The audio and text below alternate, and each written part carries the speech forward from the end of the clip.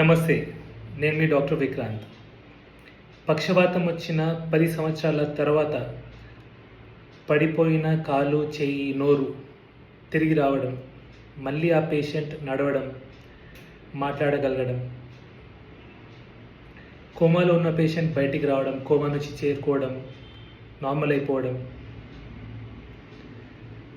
తలనొప్పి, నడుము నొప్పి, మెడ నొప్పి, కడుపు నొప్పి, ఇలా రకరకాల నొప్పులతో బాధపడుతున్న పేషెంట్స్ ఒక 4-5-10 హాస్పిటల్స్ తిరిగి మంచి కాకపోతే నా దగ్గరకు రావడం, వాళ్ళు మంచిగా అయిపోవడం, అల్సరేటివ్ కొలైటిస్, రుమటాయిడ్ ఆర్థరైటిస్ లాంటి ఆటోఇమ్యూన్ డిజార్డర్స్, వాటికి స్టీరాయిడ్స్ పెద్ద పెద్ద మందులు వాడాల్సి వస్తాయి. అలాంటి వ్యాధులు కూడా మందులు లేకుండా మంచిగా అయిపోవడం, బీపీ, షుగర్ లాంటి వ్యాధులు గోళీలు అవసరం లేకుండా మంచిగా అయిపోవడం, ఇలా ఇవెన్నో పేషెంట్ సక్సెస్ స్టోరీస్ నేను టైమ్ న్యూరో కేర్ హాస్పిటల్, మన హాస్పిటల్లో మేము చూసినాము. మీరు నా యూట్యూబ్, ఇన్స్టాగ్రామ్, ఫేస్బుక్ పేజ్ చూస్తే మీకు పేషెంట్ టెస్టిమోనీస్ ఉంటాయి. అది వాళ్ళు పేషెంట్సే వాళ్ళ స్టోరీస్ చెప్తుంటారు.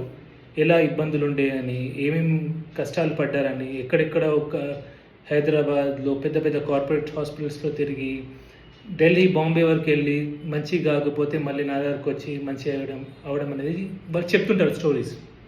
అయితే ఈ వీడియోస్ అన్ని చూసి నా ఫ్రెండ్స్ కొందరు డాక్టర్ మిత్రులు, బయట వాళ్ళు కూడా మెసేజ్ పెట్టారు, అది ఎలా సాధ్యం, హౌ ఇస్ ఇట్ పాసిబుల్, ఎందుకంటే ఎక్కడ తక్కువ గాంధీ నా దగ్గర అవుతుందంటే దాన్ని నేనేం చేస్తున్నా అనేది వాళ్ళు తెలుసుకోవాలనుకున్నారు.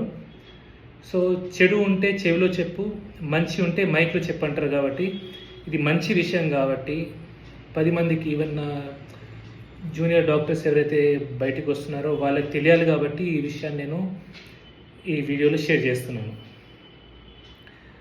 ఫస్ట్ నా దగ్గర ఏదైతే పేషెంట్ వస్తారో ఆ చైర్లో కూర్చున్నప్పుడు నేను ఆ పేషెంట్ని పేషెంట్ కాకుండా నా కుటుంబ సభ్యుల్లాగా నేను భావిస్తాను. ఓ పేషెంట్ కాదు, నా తల్లి, నా చెల్లి, నా అన్న, నా తమ్ముడు కూర్చుంటే ఏ భావన అయితే ఉంటుందో అదే భావనతో నేను ఉంటాను.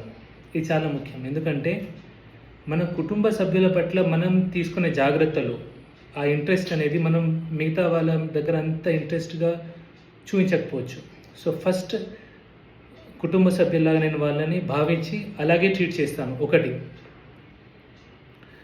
సెకండ్, వాళ్ళు నాకు అన్ని రిపోర్ట్స్ తీసుకొస్తారు. ఆ రిపోర్ట్స్ పక్కన పెట్టి నేను పేషెంట్ని ప్రతి ఒక్క ఎవ్రీ ప్రాబ్లం నేను తెలుసుకుంటాను. ఏం ప్రాబ్లంతో పేషెంట్ వచ్చింది అనేది తెలుసుకొని కంప్లీట్గా ఎగ్జామిన్ చేస్తాను. ఎగ్జామిన్ చేసిన తర్వాత ఆ రిపోర్ట్స్ చూసి దాంట్లో నాకు ఇంకేమైనా డౌట్లు ఉంటే నేను కొన్ని పరీక్షలు చేస్తాను. ఆర్థికంగా ఇబ్బంది ఉన్న వాళ్ళకి నేను మ్యాక్సిమం నా వల్ల ఎంత అయితే అంత డిస్కౌంట్ ఇచ్చి ఆ పరీక్షలు చేయిస్తాను.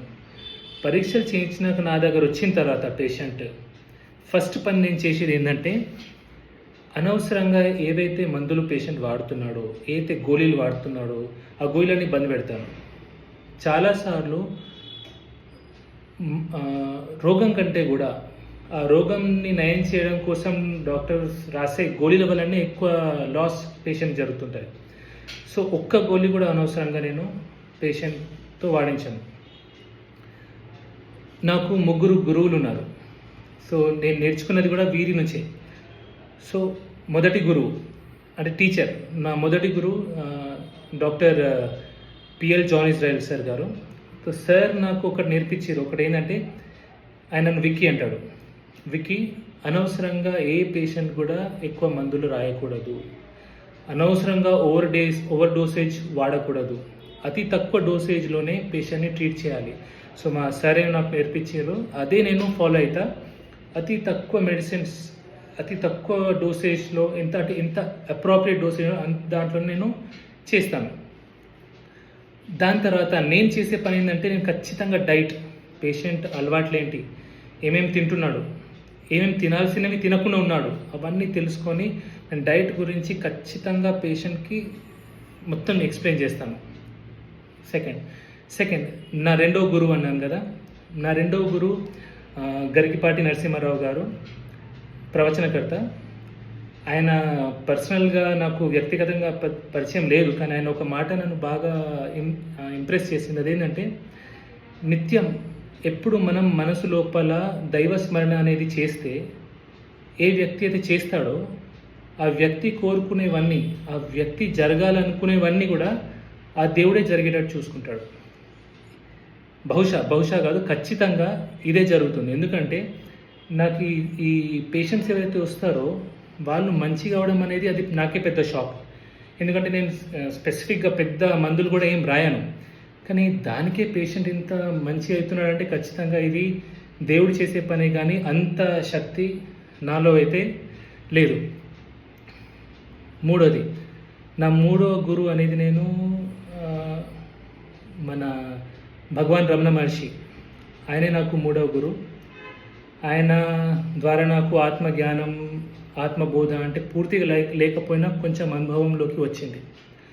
సో అందుకే నేను ప్రతి 3 నెలలకోసారి 4 నెలలకోసారి రమణాశ్రమం ఉంటుంది తిరువన్నమలై, అరుణాచలంలో. అక్కడికి వెళ్ళి ఫ్రీ క్యాంప్స్ చేస్తుంటాను. అది చెప్పాలనుకునేది ఏంటంటే, ఈ మే 16th and 17th, మే 16, 17, 2025 రోజు కూడా నేను క్యాంప్ ఉంది అరుణాచలంలో. సో నాకు ఆంధ్ర నుంచి పేషెంట్స్ వస్తారు. ఆ తిరువన్నమలై చుట్టుపక్కల మీరుంటే మే 16, మే 17 రోజు పొద్దున 9ంటికి శ్రీ రమణాశ్రమంకి వస్తే మీకు పరీక్షలు కూడా అన్నీ ఫ్రీగా అవుతాయి. ఈవెన్ మందులు కూడా ఫ్రీగా ఇచ్చేస్తారు. 3-4 months కోసం మందులు ఇస్తారు. సో అట్లాంటి వాళ్ళు ఎవరంటే అక్కడికి రావచ్చు. ఇప్పుడు నేను చెప్పే మాటల్లో దైవ సాక్షిగా చెప్తున్న ఒక్క అబద్ధం కూడా చెప్పట్లేదు. ఎందుకంటే నిజంగా కూడా నా ఈ సక్సెస్ స్టోరీస్ ఎప్పుడైతే వింటారో పేషెంట్స్, మీరు చూస్తారో, నిజంగా నేను ఈ మానవ మాతృని వల్ల జరిగేవి కావు. ఇది దేవుడే ట్రీట్మెంట్ చేయాలి, కానీ నేను మనిషిలా నేను ట్రీట్మెంట్ చేసేది అయితే లేదు. నేను చేసేది అసలుకి ఏం లేదు. ఎందుకంటే నాకంటే గొప్ప గొప్ప డాక్టర్స్ చాలామంది మా గురువులే ఉన్నారు. కరీంనగర్లో చాలామంది డాక్టర్స్ చాలా పెద్దవారు ఉన్నారు. సో ఇది నేను చేసే పని అయితే నేను అనుకోవట్లేదు. అయితే ఈ వీడియో నేను చెప్పాను, ఈ మాటల్లో మీకు లేదా మీ కుటుంబ సభ్యులకు కానివ్వండి, మిత్రులకి ఏ రకంగా అయినా అది పనికొస్తే అది మీరు వాళ్ళతో షేర్ చేయొచ్చు. నేను ఈ షేర్ చేయడం అనేది దీనిలో యూట్యూబ్ ద్వారా, లేదంటే ఇన్స్టాగ్రామ్తో ఫాలోవర్స్ని పెంచుకోవడం కోసం, లేదంటే దీంతో డబ్బు సంపాదించడం కోసం కాదు.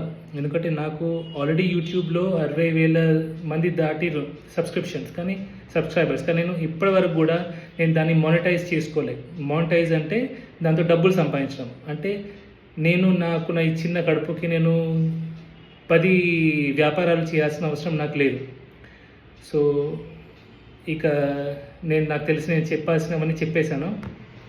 ఓకే, ఇంకెవరికైనా ఇబ్బంది ఉంటే, హెల్త్ రిలేటెడ్ ఏమైనా ప్రాబ్లమ్స్ ఉంటే మీరు హాస్పిటల్ని సంప్రదించవచ్చు. Hospital phone number 9908248384. Okay, thank you.